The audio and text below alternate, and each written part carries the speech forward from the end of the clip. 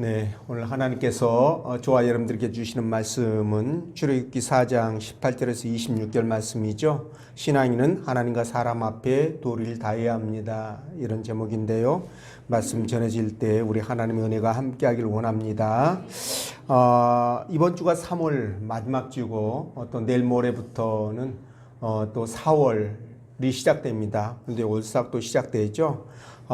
이제 4월인데 또 갑자기 또 영하마 새벽에 제가 보니까 4도를 가리키고 있더라고요. 4도까지 떨어졌습니다. 이 봄날씨가 이렇게 조속으로 널뛰다 보니까 감기 걸리기 딱 좋죠. 건강 굉장히 유의를 하셔서 옷 단단하게 춥지 않도록 입으셔야 될 것 같아요.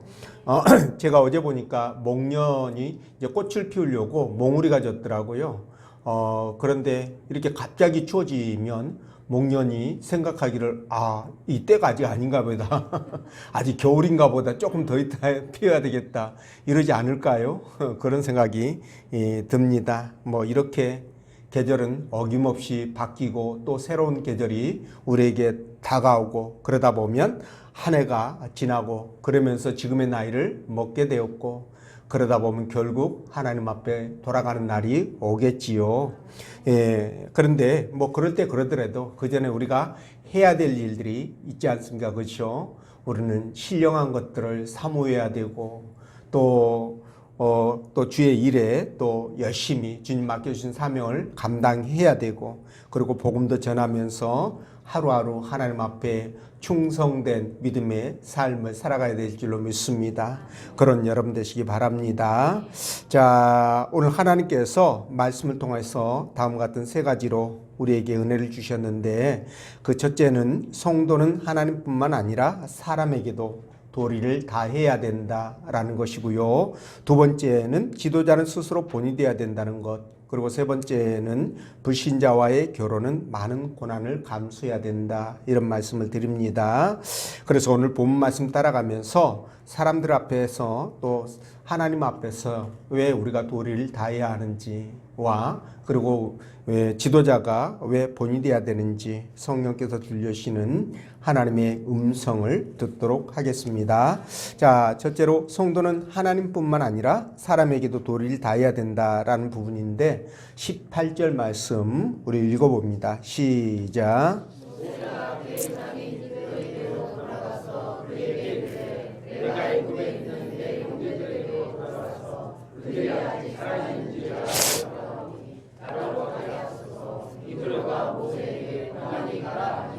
아멘. 자, 하나님이 모세에게 애굽에서 신음하는 이스라엘 백성들을 구하라는 미션을 주죠.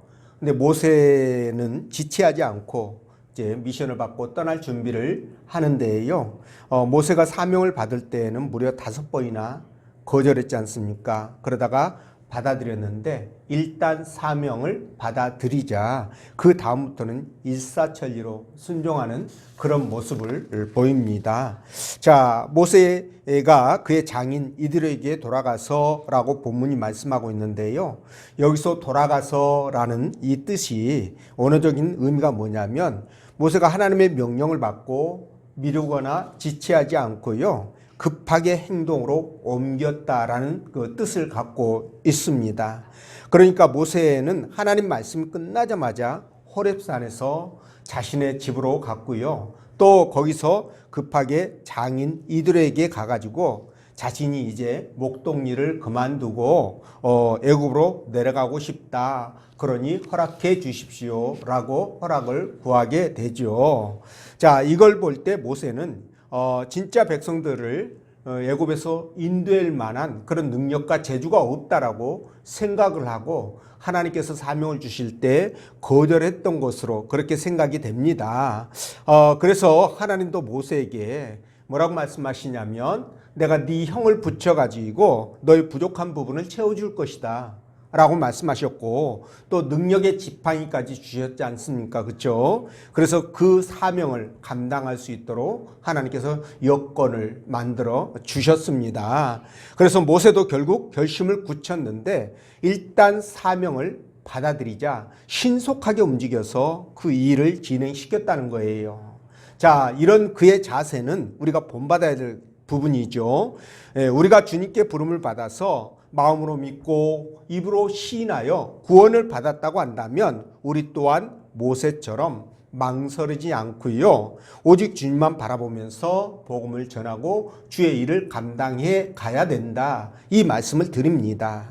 자, 여러분, 우리는 하나님의 자녀라는 신분을 가졌지 않습니까? 그렇죠? 그렇기 때문에 우리는 어떻게 살아야 됩니까? 세상의 일보다는 하나님 중심으로 그렇게 믿음을 굳게 세워서 하나님이 원하는 삶, 그런 삶을 살아가야 됩니다.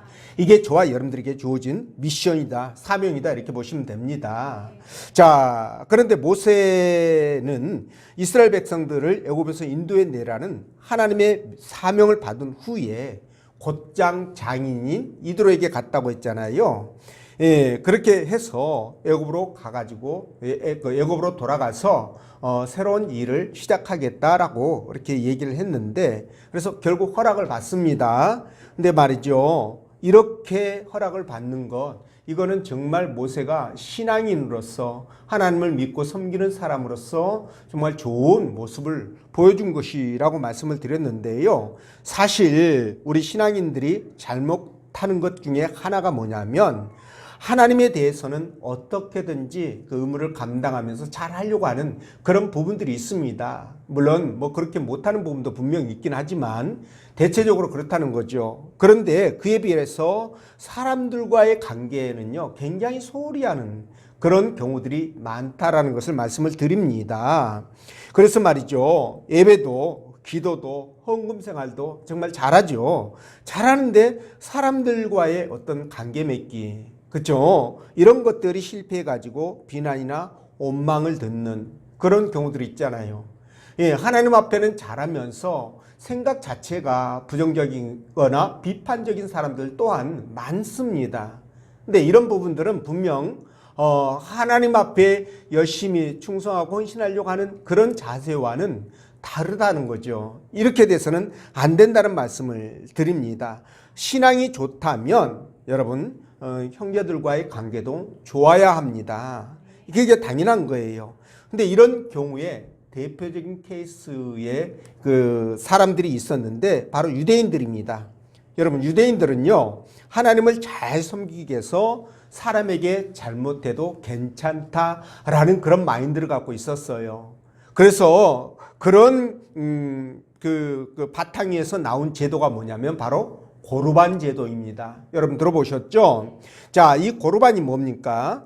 고르반이라는 것은 정말 내가 하나님을 섬기는 데 있어서 내 심지어 부모에게까지 잘못해도 뭐 그건 뭐 충분히 그 율법적으로 문제가 안 된다. 하나님이 용서해 주신다. 하나님이 다 이해해 주신다라는 생각이지 않습니까? 그렇죠? 그런데 이것에 대해서 우리 주님께서 뭐라고 말씀하십니까? 유대인들을 너희들이 너희의 유전으로 말미암아 하나님의 말씀을 폐하려고 하느냐라고 엄중하게 책망하셨던 그 부분들이 있거든요. 그렇기 때문에 저와 여러분들은 진짜 하나님을 섬긴다고 한다면 사람들과의 관계에서도 도리를 다 잘해야 된다는 것을 말씀을 드려요. 마태복음 5장 23절 24절을 보면, 그러므로 예물을 제단에 드리려다가 거기서 내 형제에게 원망 들을 만한 일이 있는 것이 생각나거든 재물을 제단 앞에 두고 가서 먼저 형제와 화목하고 그 후에 와서 예물을 드려라, 이렇게 말씀하잖아요. 자, 이 말씀 또한 뭡니까? 이게 하나님 앞에 내가 잘하고 열심히 하는 거 물론 필요합니다. 중요합니다. 그게 최고로 중요한지 모르겠어요. 그러나 그에 못지않게 우리가 대인관계, 사람들과의 관계가 원만하고 또 하나님에게 잘했던 것처럼 그렇게 잘해야 된다는 것, 이 양날개가 갖춰져야 된다는 것을 지금 말씀하시는 거예요. 굉장히 중요한 말씀입니다. 그러니까 하나님은 당신에게 도리를 다하는 것도 좋지만 그거 못지않게 사람에게 도리를 다하는 것도 중요하다, 이 말씀인 거죠. 자, 이런 차원에서 볼 때 모세가 지금 뭡니까? 하나님께 사명을 받았지만 모든 것 다 제껴버리고 그냥 바로 애굽으로 그냥 주랭랑 친 게 아니라, 여러분, 이 장인을 찾아가서 허락을 구하지 않습니까? 이 모습이 굉장히 신앙인으로서 정말 좋은 모습이라는 거예요. 잘한 것이다 라고 말씀을 드리는 겁니다. 여러분, 우리가 진정 신앙인이기 때문에 우리는 하나님 앞에 신실한 신앙인으로서의 도리를 잘해야 되지만 그에 못지않게 사람에게도 그렇게 해야 된다. 예, 이 말씀을 드립니다.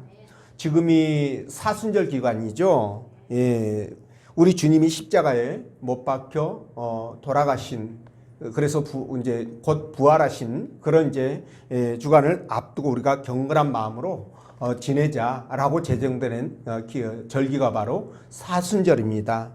자, 그런데 우리 주님이 십자가에 못 박혀 달려 있을 때 그 고통과 아픔이 얼마나 컸겠습니까? 숨도 제대로 쉬지 못하는 그런 상황임에도 불구하고 우리 주님이 그 십자가 밑에 멀리 떨어져 있는 어머니를 보시고 그 제자들에게 내 어머니를 부탁한다라는 얘기를 하지 않습니까? 그러니까 그 상황에서도, 숨쉬기도 곤란한 그 상황에서도 어머니를 챙기시는 예수님의 모습을 볼 때 우리 예수님 또한 하나님 앞에 최선을 다해서 잘하고 그렇게 충성을 다했지만 사람에게도, 부모에게든 뭐 형제에게든 어쨌든 사람에게도 이렇게 도리를 찾아서 이렇게 갖춰가는 이런 모습들이 굉장히 우리에게 의미 있게 보여진다는 것이죠. 그래서 여러분, 우리는 신앙인은 하나님 앞에 인정을 받는다면 사람 앞에도 인정을 받아야 돼요. 예, 하나님 앞에 열심히 한다면 사람 앞에서도 열심히 해야 됩니다. 예, 그러나 우리가 순서는 알고 있어야 되겠죠. 하나님이 최우선이고 그 다음에 사람이라는 거, 그죠? 심지어 부모도 우리가 효도를 다 할 때 그 효도를 어디에서 하라고 성경은 말씀하고 있습니까? 주 안에서 하라 이렇게 말씀하시잖아요. 그렇죠? 그래서 무엇을 하든 하나님이 우선이 될 수밖에 없는데요. 다시 말해서 정 때문에 사람의 어떤 세상의 어떤 이유 때문에 하나님이 뒷전으로 밀려서는 안 된다 이 말씀을 드립니다. 네, 그래서 사람들 간에 도리를 다하되 그러나 주의 일이 지체되거나 후순위로 밀려서는 안 된다 이 말씀을 드리는 거죠. 자, 사실 모세가 맨몸으로 애굽에서 미디안으로 지금 도망왔지 않습니까? 그렇죠? 예, 처음에 미디안으로 왔을 때 그가 얼마나 황망하고 얼마나 암담하고 또 얼마나 정말 힘들고 애로웠겠습니까? 그죠? 그런 모세를 받아주고 딸까지 그에게 주어서 가정을 이루고 안정을 찾게 해준 사람이 누굽니까? 이드로죠.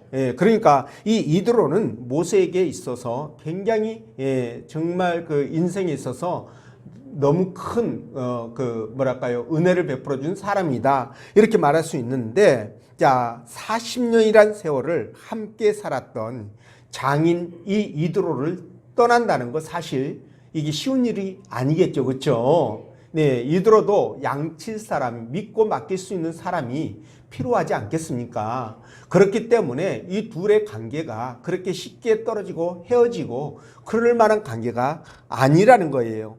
거기다가 여러분 40년 동안 모세가 미디안에서 살았기 때문에 여러분 뭐 많든 적든 간에 어쨌든 모세도 거기에서 어느 정도 재산을 일구면서 어떤 그 사회적인 어떤 기반을 닦으면서 살지 않았겠습니까? 그렇죠? 근데 이런 것들을 또 포기하고 전부 다 포기하고 떠난다는 것도 쉬운 일이 아닐 거라고 저는 생각합니다. 자, 그럼에도 모세는 하나님께 받은 사명 때문에 그 일 때문에 이 모든 것을 뒤로하고 나로 가게 하소서 이렇게 말합니다.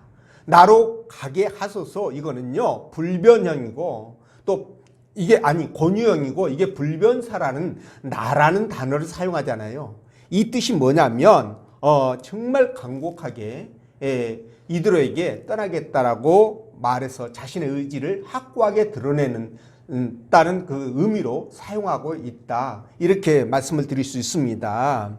자, 여러분, 이렇게 모세가 장인에게 정말 은인 같은, 생명의 은인 같은 이 장인에게 떠나겠다라고 이렇게 밝히는 것은 여러분 이 부분을 통해서 우리가 느끼는 게 있어요. 그게 뭐냐? 저와 여러분들에게도 마찬가지죠. 우리가 살아가다 보면 사람의 정이, 그죠? 정을 띌 수 없는 경우들이 있잖아요. 예, 이 정을 띌 수 없고 또 사람의 도리로 봤을 때 이거는 너무 좀 가슴 아프다 이런 부분들도 분명히 있습니다. 그리고 또는 내 이익이라든가 어떤 계산을 이렇게 해봤을 때 이런 것들이 하나님 사명을 감당하는 것보다 훨씬 더 그게 중요하게 느껴지는 그런 부분들이 있다고 한다면 떠날 수 없는 거죠. 그러나 모세는 이런 것들의 최우선에서 무엇을 합니까? 하나님의 사명을 생각하는 것이고 그분의 말씀을 생각하는 거예요. 그렇기 때문에 그가 떠날 수 있었던 것입니다. 사실 이렇게 떠나는 것은요, 정든 사람들을 떠나는 것은 가슴 아픈 일이죠.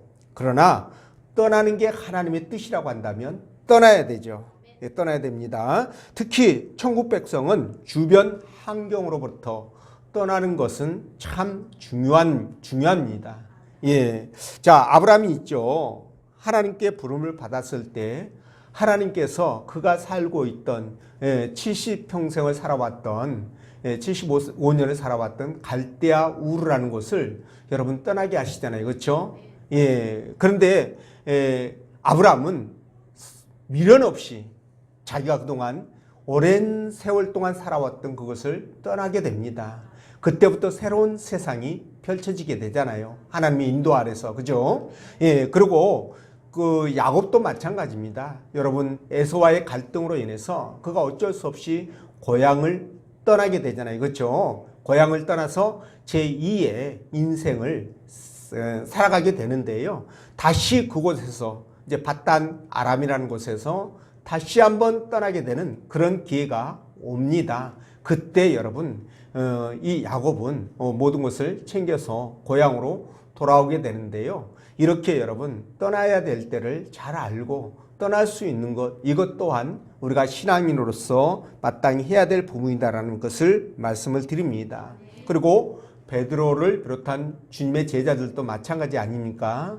그들이 갈릴리 바다에서 고기를 잡아 생업을 유지하고 생계를 유지하고 살아갈 때 주님이 나를 따르라고 하지 않습니까? 그렇죠? 그때 그들이 그물은 물론이거니와 배까지 전부 다 버려두고 주님을 따랐던 그 부분을 우리가 생각한다면 기독교는 버리고 비우고 떠나는 것이 기본이구나 라고 이렇게 우리가 생각할 수 있는 겁니다. 그렇죠? 그래서 여러분들이 하나님께 도리를 다하고 있다고 그렇게 생각하시면 잘하신 거예요.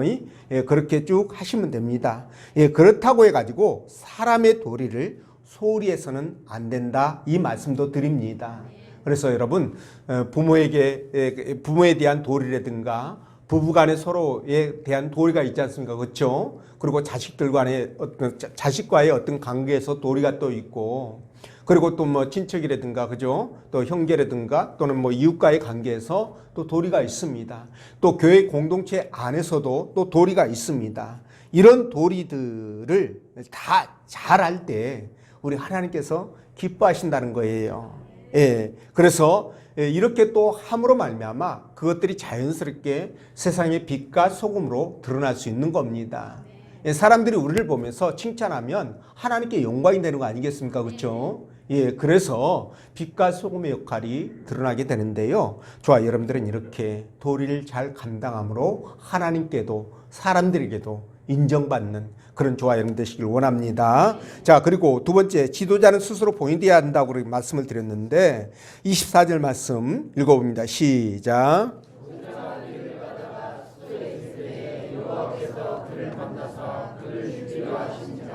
아멘. 자, 드디어 모세가 하나님 명령에 따라 이스라엘 백성들을 구하기 위해서 애굽으로 출발합니다.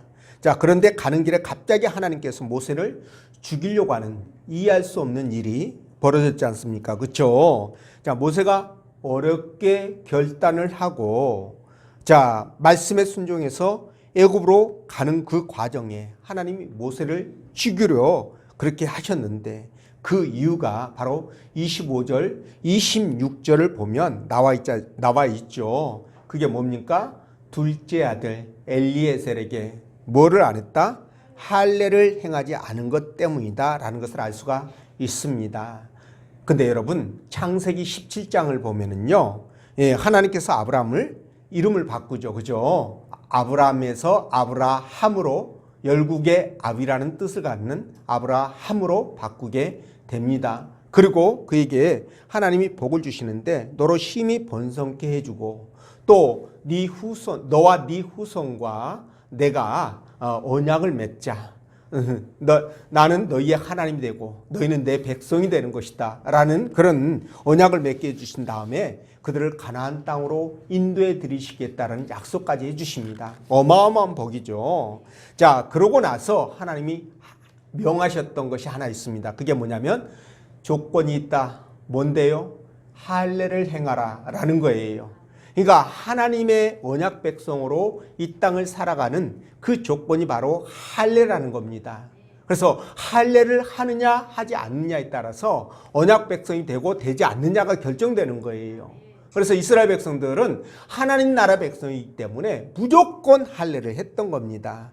더군다나 창세기 17장 14절에는 뭐라고 말씀하셨느냐? 할례를 받지 아니한 남자 곧 그 포피를 베지 아니한 자는 백성 중에서 끊어지리니 그가 내 언약을 배반하였습니다. 할례를 받지 않으면 하나님의 언약을 배반한 것이고 약속을 배반한 것이고 그로 인해서 그는 끊어질 것이다 라고 말씀하시는 거예요. 굉장히 두려운 말씀이죠. 자, 이렇기 때문에 아브라함도요 무려 99세에 할례를 받습니다. 99세에 할례를 받아요.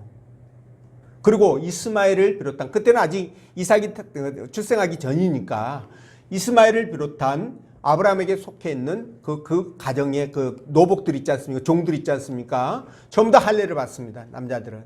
예, 이렇게 이제 받았는데 이게 이렇게 하나님께서 엄격하게 규정을 하셨고 심지어 내 백성 중에서 끊어질 것이라고 말씀을 하셨기 때문에 자, 이 할례는 아브라함 때부터 계속 뭐 이삭, 야곱을 통해서 계속 이어졌지 않겠습니까? 그 12아들 이렇게 해서 아마 모세도 분명 태어나자 8일 만에 할례를 받았을 것으로 당연히 추측이 가능합니다. 그렇죠? 네, 그렇습니다. 자, 그렇기 때문에 모세는 왜 할례를 받아야 되는지 그 이유를 명확하게 알고 있었는지는 모르겠지만 우리 조상 때부터 할례를 받아왔으니까 이거는 무조건 할례를 받는 것이다라는 것은 분명 알고 있었을 것입니다. 그래서 큰아들 게르솜이 태어나자 그에게 할례를 베풀잖아요.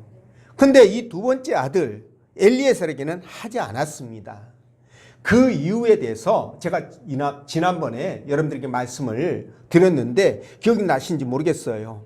자, 이 게르솜을 할례를 할 때 난 지 8일 만에 할례를 하지 않습니까? 그렇죠? 근데 요즘처럼 잘 들은 칼로 이렇게 표피를 베어내도 너무너무 아플 텐데 그거 돌칼로 돌을 갈아가지고 칼처럼 만들겠지만 그걸로 잘라낸다고 한번 생각해 보십시오. 이거는 완전히 고문입니다. 상고문입니다. 상고문. 애기가 얼마나 울겠습니까? 피는 또 얼마나 나고요. 그리고 이 할례 자국이요. 여러분들이 생각만큼 요즘은 너무 기술이 좋아가지고 칼로 예리한 칼로 이렇게 하니까 이렇게 그 흉터가 남지 않습니다. 별로. 근데 그때만 하더라도 유대인들은요 할례를 하면 아주 그냥 모양이 흉측하게 그런 모습으로 변한 그렇기 때문에 봐도 그거 이쁘지 않잖아요. 그렇죠? 그렇기 때문에 아마도 이 이방인이었던 하나님을 몰랐던 이 십보라가 분명 둘째 아들의 할례를 막았을 것이다. 그러니 처가살이하고 있는 모세 입장으로서 할례를 마냥 고집할 수는 없지 않았겠느냐. 이게 합리적 추론이라는 거죠. 아마 여러분도 동의하실 겁니다. 뭐 다른 의견 있으면 말씀하십시오. 자, 그래서 할례를 하지 못했는데 자, 십보라 입장에서 보면 충분히 이해가 돼요. 그리고 모세 입장에서도 보면 이해가 되는 면이 없지 않아 있습니다. 그런데 여러분 하나님 입장에서는 어떨까요? 이해가 되나요? 안 되나요? 안 되죠. 왜냐하면 그게 언약의 징표이기 때문에 그래요. 그게 죽고 사느냐의 문제거든. 하나님 나라 백성이 되느냐 내가 그들의 하나님이 되느냐의 문제이기 때문에 이건 생명과 직결되는 문제 아니에요. 그래서 하나님 입장에서는 안 되는 겁니다. 무조건 해야 되는 겁니다. 물론 십보라가 벽에 맡아서 모세에게 분명 자기 동족의 하나님에 대한 이야기도 들었을 것이고 계속 진행되어 왔던 할례 얘기도 들었을 겁니다. 그렇지만 십보라는 기본적으로 하나님 모르는 사람 아니에요. 예, 그렇기 때문에 당연히 그 문제가 해결되지 않았던 거죠. 자, 그런데 하나님이 죽이시려고 그런다? 이해가 안 되네. 이해돼요. 아까 말씀드렸잖아요. 할례를 안 하면 언약 백성이 아니라고, 백성 중에서 끊어질 것이라고 말씀했잖아요. 그러니 지금 사명보다 더 중요한 것은 생명이지 않습니까? 생명을 잃어버리는데 무슨 사명이 필요합니까? 그래서 지금 이 문제를 다루고 있는 것입니다. 자, 그래서 이렇게 모세는 누구보다도 먼저 하나님 명령에 순종해서 할례를 행했어야 했던 거예요. 근데 하지를 않았다는 거죠. 근데 말이죠, 이런 상태에서 애굽으로 내려갔다고 한번 보십시오. 분명 이스라엘 백성들이 알 텐데, 할례를 안 했다는 걸 알 텐데, 그걸 알면 백성들이 모세의 말을 받아들일까요? 아마 안 받아들일 것이다 라고 생각합니다. 예, 그렇기 때문에 할례는 분명히 해야 됩니다. 모세가 하고 싶지 않아도 해야 될 사항이에요. 모세의 권위가 땅에 떨어지는데 여러분, 할례를 안 하면 어떡하자는 겁니까? 그래서 백성들도 분명 할례를 안 한 그런 모세의 아들을 보면 우리도 하지 말자. 그렇게 아프면서 애 그렇게 고통스러워하는 거 보면서 굳이 할례를 할 이유가 뭐가 있느냐 라고 그렇게 해서 할례 다 안 했을 거라는 거죠. 이렇게 되면 말이 안 되지 않습니까? 그렇죠? 그래서 여러분, 지도자는 한 나라의 국가의 지도자는 정말 바르고 진실하고요, 그리고 도덕적으로 흠이 없어야 됩니다. 그래야 그 나라 국민의 수준이 높아지는 거예요. 그래야 그 국민들의 그 민도나 또는 뭡니까, 도덕적 또는 양심적 이런 부분들이 높아지는 거예요. 근데 지도자가 엉망이고 개판이고요, 완전히 그냥 그러면 안 되죠. 지도자가 막 정과 사범에 8개 사건에서 12가지 혐의를 받고 있고 이러면 안 되지 않습니까? 그래서 여러분, 지도자가 굉장히 중요한 거죠. 그리고 교회도 마찬가지입니다. 교회에서도요, 앞선 자들의 행동이 정말 중요하다, 이 말씀을 드려요. 물론 여러분들은 그런 사람들이 엉망으로 행동을 하더라도 여러분들은 분별력이 있기 때문에 그분들에게 영향을 받지 않고 여러분들의 신앙생활을 잘 하실 거라고 저는 믿습니다. 그러나 신앙이 약하신 분들이 있잖아요. 그리고 말씀이 없는 분들이 있잖아요. 이런 분들은 분명 따라서 할 거란 말이에요. 그래서 말이죠, 목사, 장로, 권사, 집사, 기관장들, 이런 분들이 신앙생활을 정말 잘 하셔야 되는 겁니다. 우리 교회는 새로 오신 분들이 드물어가지고 따라 배우고 이런 부분이 없어서 여러분들이 마음대로 해도 좀 괜찮겠다라는 좀 부담은 좀 없을 것 같은 생각도 들어요.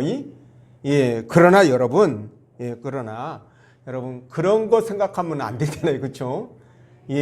누가 오더라도 하나님이 또는 오지 않더라도 하나님 보시기 때문에 우리는 신앙생활에 있어서 본이 되는 그런 신앙생활을 해야 되는 겁니다.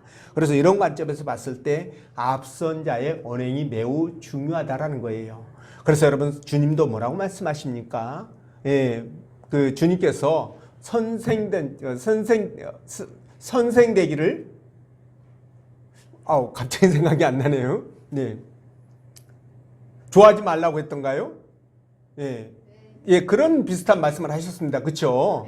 이 말씀을 생각할 때 지도자의 이치가 얼마나 중요한지 모릅니다. 또 주님이 말씀하셨습니다. 작은 자 하나를 실족하게 하면 차라리 연자 맷돌을 메고 바다에 던지어지는 것이 낫다라는 이 말씀 말입니다. 이 말씀의 의미 아시겠죠? 또 사도 바울도 그래서 그랬는지 모르겠지만 나를 본받는 자가 되라 라는 말씀을 두 곳에서 하십니다.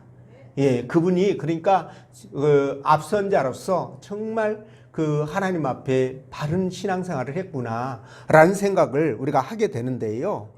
그럴 때 우리가 이렇게 온전한 신앙을 갖고 온전한 모습을 사람들에게 보일 때 그 교회는 건강한 교회, 아름다운 교회로 세워지게 됩니다. 그런 여러분 되시기를 주의 이름으로 축원드리고요. 그리고 세 번째, 불신자와의 결혼은 많은 고난을 감수해야 된다는 것. 25절 말씀 읽어봅니다. 시작.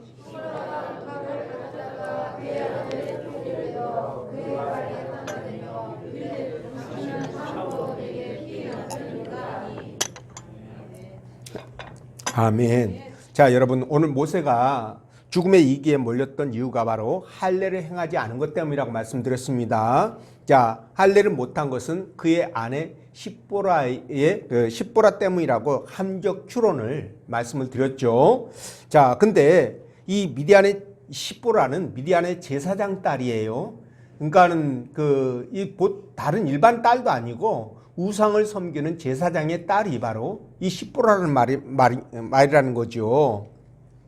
근데 이 십보라가 이렇게 막아버리니까 지금 처가살이하고 있는 모세 입장에서는 뭐 방법이 없었을 것으로 생각이 됩니다. 그래서 우리가 이런 것을 볼 때 여러분, 우리가 진짜 이 결혼 문제에 대해서 뭐 결혼할 당사자도 해당되고요. 또 결혼을 시켜야 될 부모도 같이 생각해 볼 필요가 있는데, 불신자와의 결혼이 온전한 신앙생활에 문제가 될 수 있다는 것을 지금 말해주고 있습니다. 자, 하나님도 이런 사실을 너무 잘 아시기 때문에 성경 여러 곳에서 뭐라고 말씀합니까? 불신자와의 결혼을 반대하신 거예요. 이해가 되시죠? 그래서 솔로몬 같은 경우 있잖아요. 다윗의 아들로서 그가 굉장히 신앙이 신실했습니다. 그래서 왕이 된 초기에는 정말 하나님 앞에 인정받는, 그리고 백성들에게 그 존경을 받는 그런 왕이었어요. 그런데 말이죠, 그렇게 훌륭했던 이 솔로몬이 무너지기 시작한 이유가 뭔 줄 아십니까? 신앙적으로 완전히 무너지기 시작한 이유가, 이 솔로몬이 자국의 안정을 담보하기 위해서 주변에 있는 나라들과의 혼인을 하게 됩니다. 혼인을 해서 서로 이제 동맹을 맺게 되는데요. 그 과정 속에 들어온 여자들이 있지 않습니까? 다 이방신을 섬기고 있는 여자들이 들어와서 왕국에서 말이죠, 이 막 다른 우상들을 섬기고 이러다 보니까 어떻게 될까요? 백성들이 보고 배우겠죠. 그러다 보니 왕궁에서부터 이렇게 불신앙적인 모습들이 이제 이렇게 퍼져나가다 보니 나라가 엉망이 되는 거예요. 이걸 제대로 통제하지 못하고 방치해버린 이 솔로몬, 그때부터 여러분 나라가 무너지기 시작합니다. 그래서 결국 솔로몬 아들 때부터 나라가 갈라지게 되잖아요. 하나님이 솔로몬 때 갈르시려고 했는데 다윗을 봐가지고 다윗의 체면을 봐서 솔로몬 때까지는 놔두시지 않습니까? 이런 부분이 있었습니다. 그래서 하나님을 모르는 이방 사람들과의 혼인이 정말 무섭구나라는 생각을 해보게 되고, 또 여러분 북이스라엘의 아합 왕조 있지 않습니까? 이 아합 왕조도 정말 그들이 비참하게 무너졌는데 그 이유가 뭐냐면 불신자와의 결혼 때문에 무너지게 된 거예요. 여러분, 아합 왕이 누구하고 결혼하나요? 시돈의 시돈 왕의 딸 이세벨과 결혼합니다. 그런데 이 이세벨이 말이죠, 제사장이라는, 바알신의 제사장이라는 말도 있는데 그 정도로 정말 이 여자가 바알 아세라에 미쳐가지고 자기가 결혼해서 왔는데 완전히 왕궁을 바알 신당으로 만들어버리고요. 그리고 온 나라를 바알 숭배로 완전히 물들어 버립니다. 제사장, 하나님 나라의 제사장 다 죽이죠. 이렇게 해가지고 나라를 완전히 엉망진창으로 만들었는데 여러분, 결국 이 결과 어떻게 됐습니까? 북이스라엘 신앙은 초토화되었고 하나님은 결국 그들을 처참하게 비참하게 그들을 죽이십니다. 이렇게 됐는데 이것 또한 불신자의 결혼이 야기한 그런 한 단면인 것이죠. 그래서 여러분, 우리 믿음의 사람들은 결혼을 할 때 신자와의 결혼이 참 중요하다는 것을 알 수가 있는데요. 물론 근데 현실은 말이죠, 예수 믿는 청년들이 교회에서 급속하게 줄어듭니다. 거의 없어요. 그죠? 그러다 보니까 교회 안에서 짝 찾는 것이 이게 보통 문제가 아니에요. 예. 그러니까 이제 하도 이제 짝 찾기가 어려워서 그냥 예수 믿는 척만 해주면 결혼할 것 같은데, 이것마저도 쉽지가 않습니다. 그렇다고 해가지고 우리 교회 다니는 청년들 몽달귀신을 만들 수는 없잖아요. 몽달귀신을 만들 수가 없으니까 그냥 함께 교회에 나가준다라고 약속만 하면 그냥 결혼해 주는 거죠. 예, 그냥 결혼해 주는 거예요. 근데 그렇게 약속을 하고 결혼을 하면 약속을 지켜주면 좋은데요. 이 신앙은요, 약속하고는 또 다른 문제입니다, 여러분. 그걸 아셔야 됩니다. 왜냐하면 영적 문제가 개입되기 때문에 그래요. 예, 그래서 그렇게 결혼하면 그만한 기도와 노력과 마음고생과, 예, 그리고 눈물이 따른다는 겁니다. 그렇지 않으면 여러분, 본인도 그 불신 배우자를 따라서 신앙의 끈을 놓아버리거나, 예, 아니면은 그게 집안의 갈등 원인이 될 수가 있다라는 거예요. 물론 함께 신앙사람은 최상이겠죠. 그런데 여러분, 그 상대방 배우자의 가정의 부모가 신앙인이라면 괜찮아요. 그래도 예, 괜찮습니다. 근데 그 부모들이 다른 종교를 갖거나 뭐 불교나 이래 버리면 이거 굉장히 골치 아파집니다. 예, 굉장히 골치 아파져요.